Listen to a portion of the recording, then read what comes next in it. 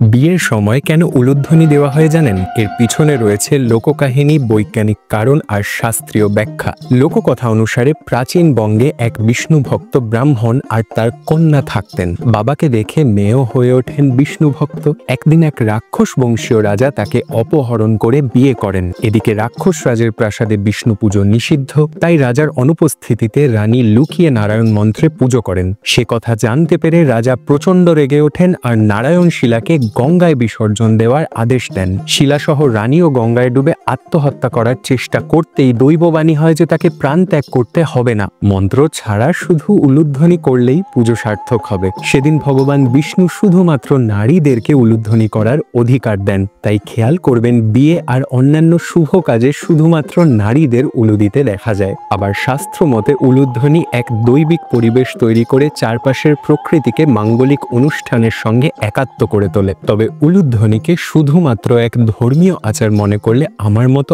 আপনিও খানিকটা ভুল করবেন। বৈজ্ঞানিকভাবে উলুধ্বনির সময় তৈরি হওয়া সাউন্ড ওয়েভের ফ্রিকোয়েন্সি থাকে 200 থেকে 400 হার্টজ আর অ্যাম্প্লিটিউড থাকে প্রায় 10 থেকে 80 ডেসিবেল। এই নির্দিষ্ট ফ্রিকোয়েন্সি আর অ্যাম্প্লিটিউডে উলুধ্বনির শব্দ ডোপামিন আর এন্ডরফিনের মতো হরমোন রিলিজ করতে সাহায্য করে, ফলে দুশ্চিন্তা আর উদ্বেগ কমিয়ে মন স্থির হয়ে ওঠে। দধিমঙ্গল, অধিবাস, গায়ে হলুদ, শুভদৃষ্টি, বধূবরণ বা বৌভাত, বিয়ের সমস্ত আচার যেন উলুধ্বনি ছাড়া অসম্পূর্ণ।